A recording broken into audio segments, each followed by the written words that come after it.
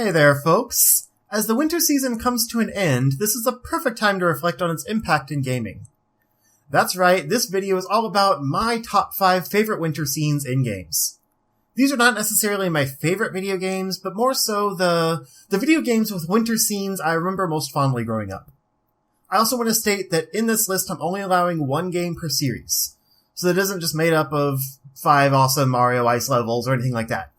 And since my friend Metal Blade just lived through a massive blizzard, I thought I should bring him on as the leading authority on all things snow-covered. Thanks, Zero, because the very first thing I wanted to do after digging my car out of 36 inches of snow was talk about winter things. Wonderful. Seriously though, the theme of ice and snow is apparent across many games. And it's hard to just pick 5 favorites. You may think, well, if you've seen one snow-covered mountain, you've seen them all. But really, each game has a unique twist on it that represents the season. Whether it be a color palette, or the use of certain background music, or even the actions you take, like snowboarding, winter-themed places rarely disappoint. The 5 that I have chosen really show off the beauty and wonder that is the element of ice. Wow. That was dramatic.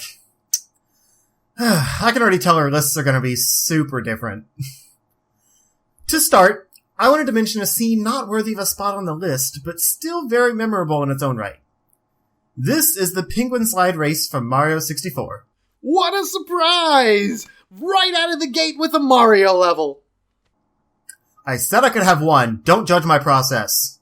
Honorable mention. Penguin slide from Mario 64. Do I even need to explain this choice? It's easily one of the most iconic memories from this game, if not from the entire N64 era. And I can't even guess how many times I tried to beat that stupid, adorable penguin at, well, being a penguin. I actually had a surprisingly easy time doing it for the sake of this video, but I usually struggle much more than I'm proud to admit considering how many times I've played this. But I love this section, partially because it's fun, and also because I'm pretty sure this is the father to that neglected baby penguin, and it's just amusing to think that he's too busy challenging random people to race down slides to take care of his child. Also, penguins are just awesome in general, so there's that. Okay. Gotta give it to the penguins. I respect that. But, before we begin, I too have an honorable mention.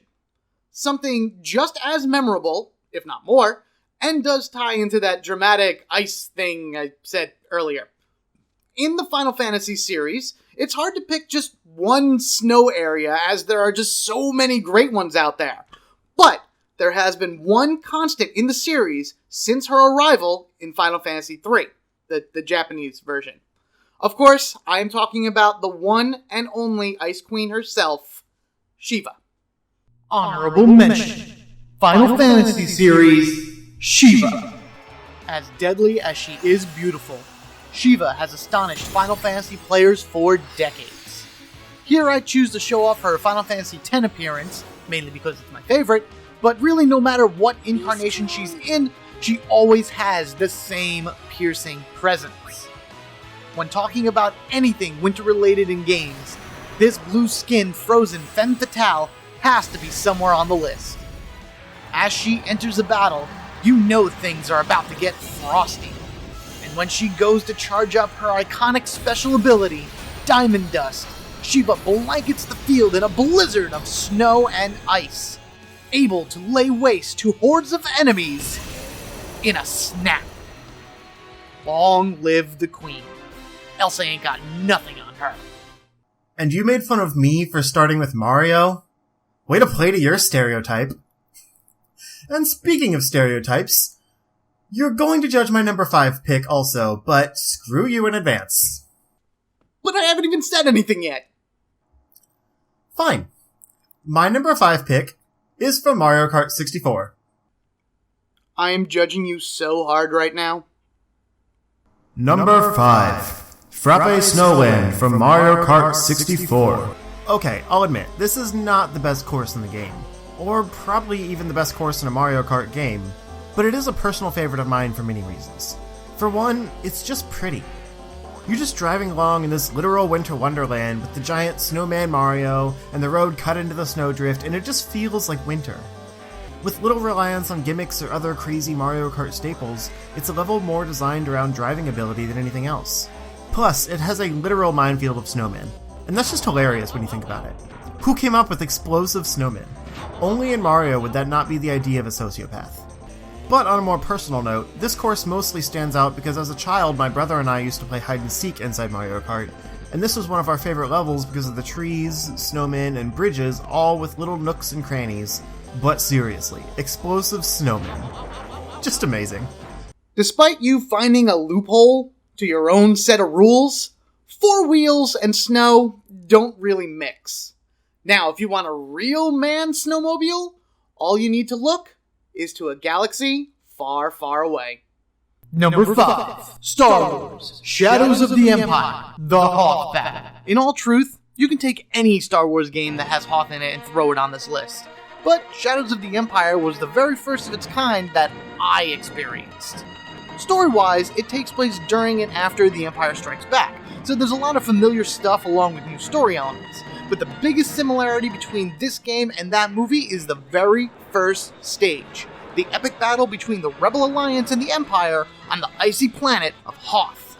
Star Wars throws you right into the driver's seat of your very own Rebel snowspeeder, and it's your job to fight back the waves of enemies as the planet is evacuated.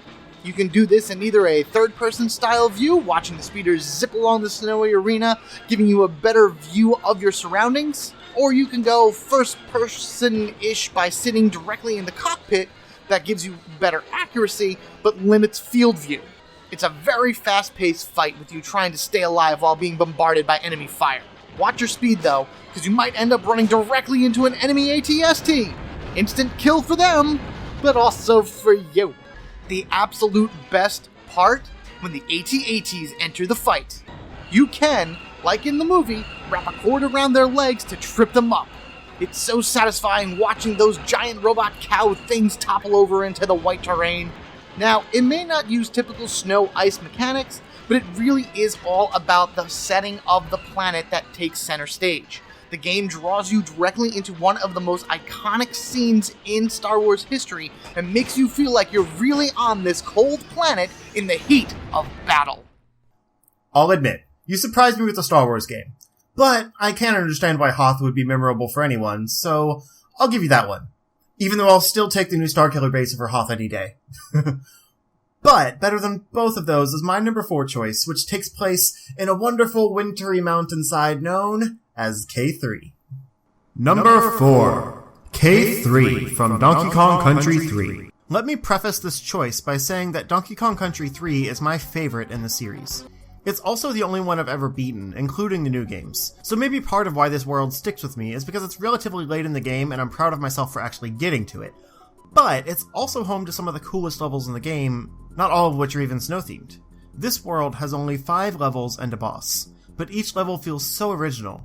From a standard run-and-jump snow level with penguins, to a toboggan ride, to a fast-paced rope climb level, and my personal favorite, a factory level that uses Squitter the spider to cross vats of hot something while avoiding an off-screen shooter.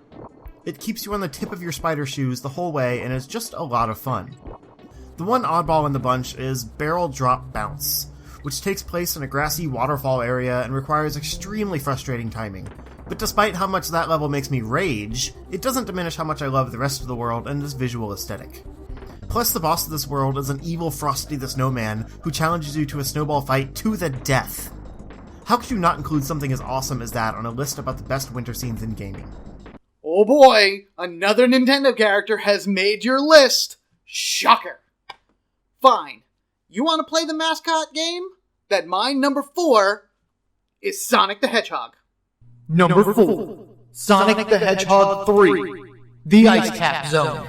Growing up with the Sega Genesis, of course I had all the Sonic games. And though my favorite was Sonic and Knuckles, Sonic 3 had the best ice-themed zone to it.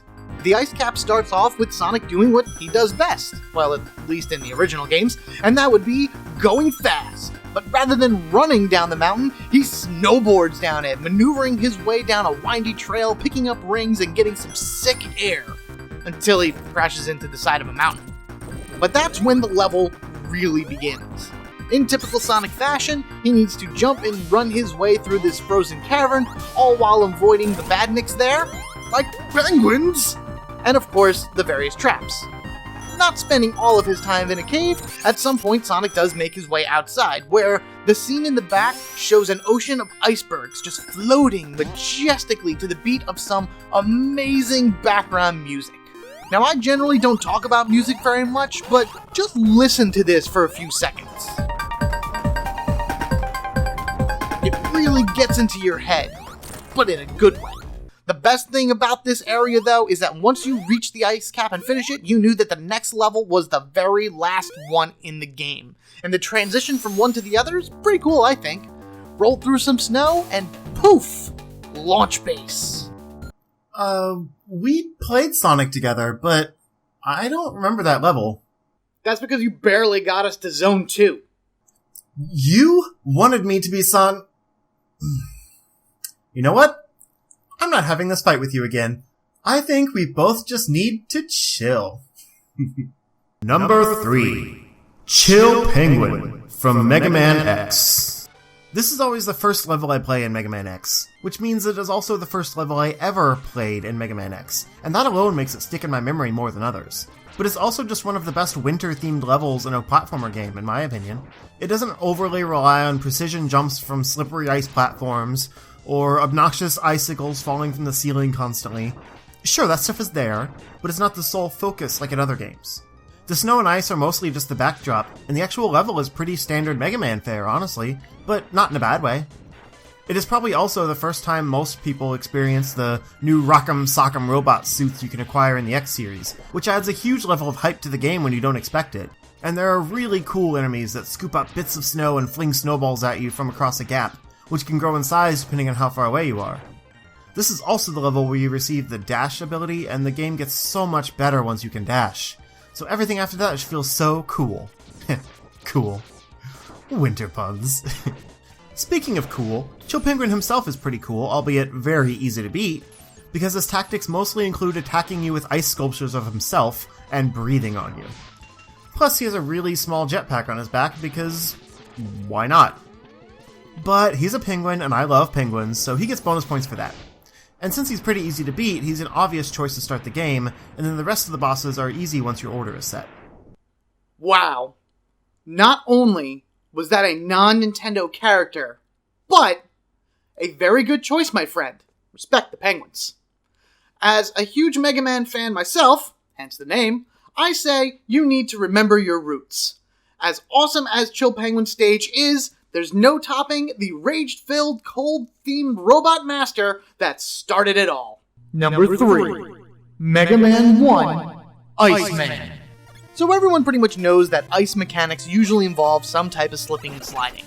In the original Mega Man, the Blue Bomber naturally had this extra slide motion to him anyway. His traction wasn't really that good.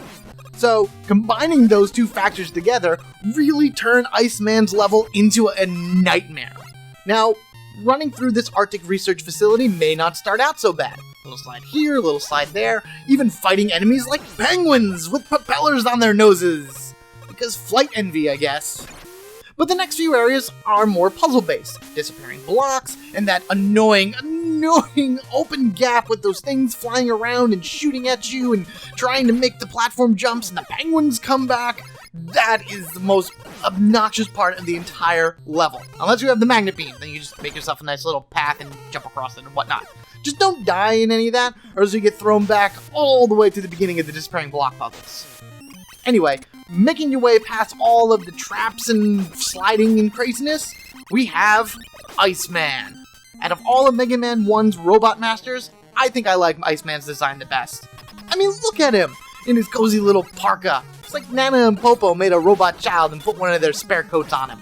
He even skates along the ground as you fight him. That's so cute. His Ice Slasher attack can really mess Mega Man up, but the pattern is easily spotted. Only problem, of course, is compensating with the jumps so you don't slip and slide on the floor. Plus, Mega Man's natural slide. Still having trouble with it? Well, go get Alec Man's Thunder Beam, and you'll be able to blast him to high hell in no time. Bye, Iceman! Wait. How is a Mega Man game not your number one? You disappoint your namesake, sir. Well, Mr. Smarty Pants, I bet your number 1 is a Zelda game. About that. Number 2. Goron Mountain from Majora's Mask. While it's not my number 1, it's still not a zero-score list without at least one Zelda game. There have been a lot of excellent winter scenes in that series, but I have to go with Majora's Mask because of how dynamic and interactive it is. The mountain village especially looks beautiful and has a lot of fun little moments in it, like a log cabin with a BDSM, mute blacksmith and his partner that can make the coolest sword in any Zelda game if you bring him gold dust, as well as a shivering Goron wearing nothing but a frog hat. This is also where you get the Goron mask, arguably the best mask in the game. With that, you can dash over gaps, which is very satisfying, and tear through all the obstacles on the way. This is especially enjoyable in the battle against the boss of the temple in this area. It is essentially a race around a track where you keep stabbing him in the shins with your spiky Goron exterior until he falls over dead. And as gruesome as that sounds, it's also one of my favorite boss battles in any game.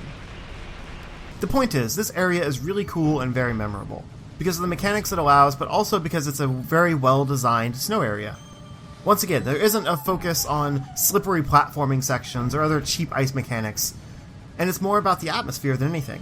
Because of how successful the atmosphere is achieved, it's that much more noticeable when you finally beat the boss and the snowy landscape changes back to normal, because, to be honest, that just makes me miss the snow.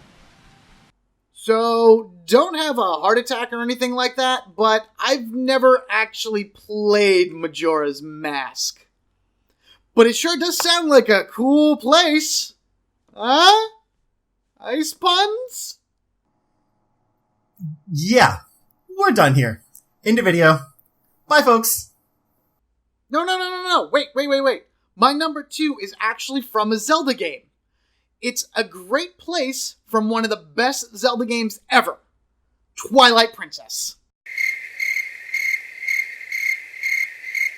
Number 2. Twilight Princess. Snow Peak Mountain. Okay, so Twilight Princess might not be everyone's favorite, but I like it. I think it actually has some of the most unique weapons in the Zelda franchise, as well as one of the coolest, that's not a pun by the way, I'll let you know when the jokes come in, dungeons ever. Rather than going into some ancient ruins or temple or dark cave, you explore a giant mansion whose residents are Yetis. It's the setting of running through the house that makes it very different from the normal Zelda style. Still got puzzles and plenty of enemies to fight, many having ice powers or made of ice or something ice-based, but you do get one of the craziest weapons I've ever seen Link carry. Look, he got a wife! Huh? Get it? Ball and chain? The merry guys know what I'm talking about. Seriously though, this weapon is nuts. After he pulls it from whatever pocket dimension he's carrying all of his items in, the thing weighs him down like a rock, and yet he still has the stamina to swing it around his head and smash enemies. Is it a practical weapon? No. But is it a fun weapon? I'd say yes. Though I'd probably still have to give that up to the spinner. I love that weapon. Overall, I think Snow Peak is very different than the normal take that you would get in a Zelda game, and I do enjoy playing around in it. Plus, it does have a great minigame to it, snowboarding! Because what other fun activity would you do on a mountain?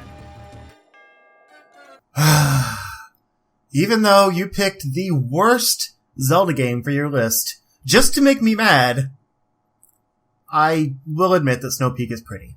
That's all you get. I'll take it! But my number 1 winter scene is literally the most beautiful landscape I've ever played, so I want to end with it. My video, my rules. As you've already proven with the double Mario inclusion. Anyway, after you started with Final Fantasy, I half expected a whole list of RPG scenes, so I'm really curious now what you'll surprise me with for your number 1. Actually, I'm sure my number 1 pick will surprise a lot of people. If we're going with a scenery approach, I think one of the best representations of a true ice world comes from one of the most amazing RPGs ever.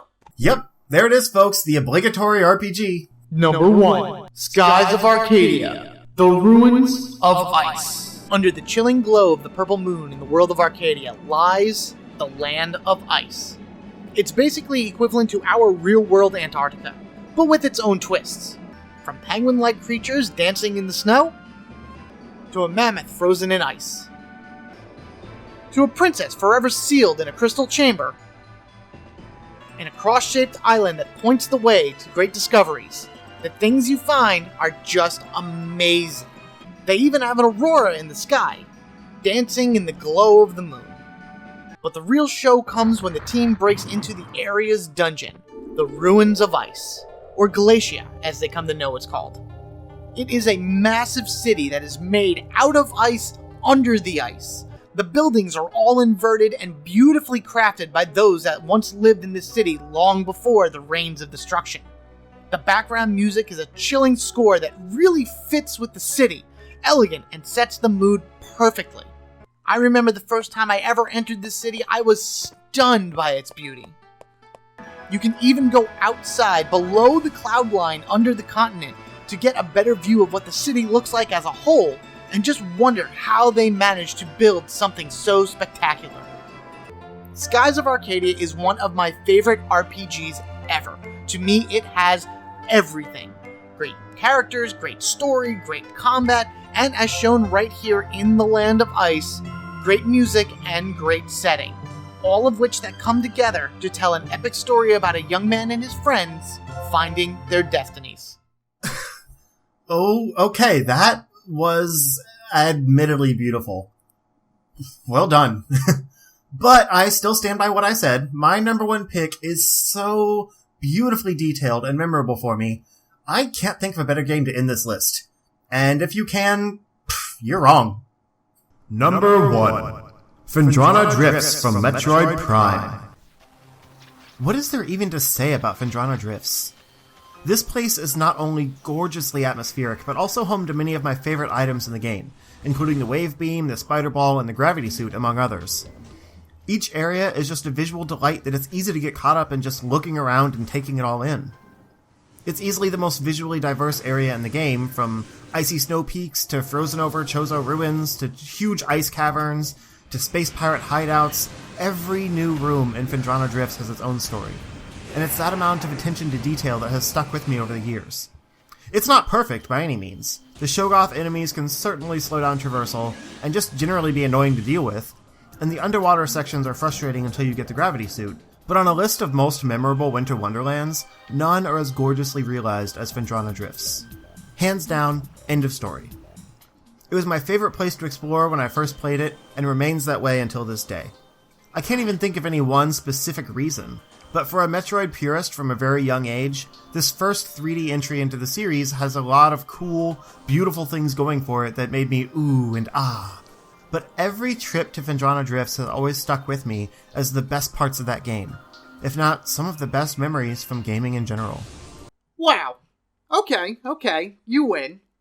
I'm still surprised that Zelda wasn't your number one pick, but I can see why that was your prime choice. Huh? Non-ice puns? Yeah, excellent pun for an excellent game. All jokes aside, though, those are our respective lists of the top Winter Wonderlands in gaming. Our choices might be very different, but we can at least agree that snowy scenes create beautiful, memorable gaming experiences for everyone. And that is pretty cool. More ice puns, yay. Anywho, we hope that you enjoyed our choices, and let us know down in the comments below what your top picks would be. And they could be from anything that you want, including more Nintendo games. I'm not going to apologize for being a fanboy. Remember, my list, my rules. Despite our disagreements, Metal Blade, thank you for joining me. You're very welcome. It's been a good time. I enjoyed it. And thank you for watching, everyone. Until next time, Have fun. The entire Arbiter's Ruins has a really cool aesthetic and some pretty clever puzzle designs, but it really gets awesome when the entire back half of the dungeon becomes a spinner puzzle that feels more like something out of a Metroid Prime game, as the spinner requires precision timing and jumping between points, much like the spider ball puzzles in the Metroid Prime series. Plus, on top of being essentially one large, awesome puzzle to end the dungeon, the boss is also one of the most fun, unique boss experiences I've ever played.